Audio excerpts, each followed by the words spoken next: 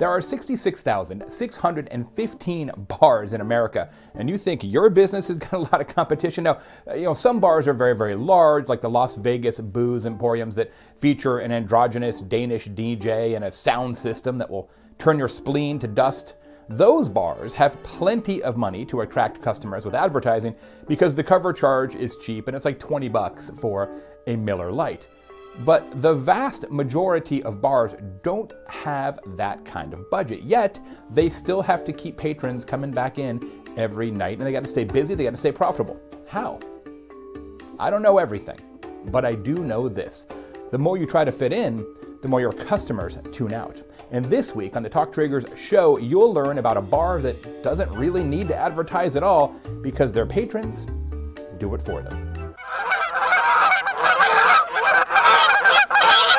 The bar business is tough.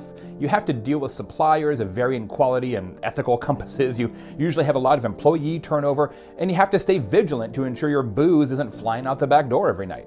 And then, what if, on top of all the competition and the day-to-day operational challenges inherent in running a bar, your establishment was in a remote location? Here's how the New York Times described the town where Sandra Johnson Theris and her family owns a bar. They said, "It can be a soul-deadening place. Big box stores and chain restaurants line the weary main drag. The primary employer is Malmstrom Air Force Base, which services nuclear missile silos. The wind chill has been known to hit 40 degrees below zero." 40 below? That's right, Sandra's bar is in Great Falls, Montana, which is very out of the way and very cold, even by Montana standards, and that's saying something. Sandra's bar doesn't have the advantage of being the new kid on the block either. In fact, it's been in business continuously since 1962. So every single night, she has to find a way to get patrons into her 56-year-old bar in Great Falls, Montana, without an advertising budget, in wind chills of 40 below in the winter. How does she do that? By giving her customers a story to tell.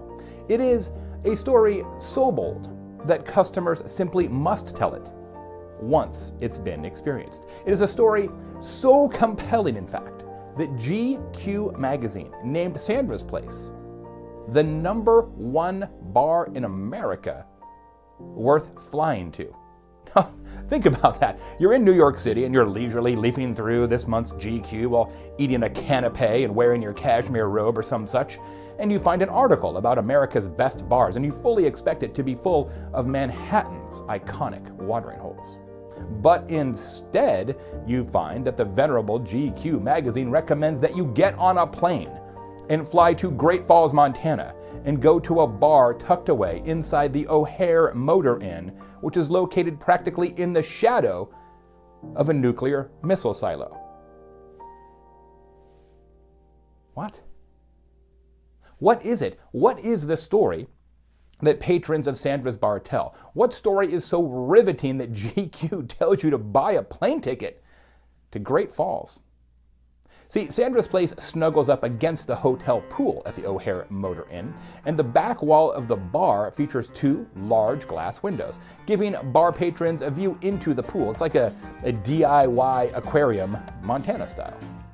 And then every night, from 8 p.m. until midnight, bar patrons peer through those windows into the hotel pool and witness live human mermaids. That's right, the Nightly Mermaid Show is a talk trigger, a strategic, purposeful, operational differentiator that turns bar customers into volunteer marketers. It's a story told over and over and over again, offline and online. Here's a review from TripAdvisor. "We were told of this place, especially the mermaid swimming. Loved it. The mermaid is one great swimmer and puts on a great show. We had steak sandwiches also, and they were super. A real treat for Great Falls, Montana. This is a diamond in the rough place." You see, Sandra Johnson Theris and her family have the courage to do just one thing different. One thing that their customers notice and talk about. Their talk trigger is about attitude. Yours? That might be something else. But remember, friends, competency doesn't create conversations. I don't know everything, but I do know this.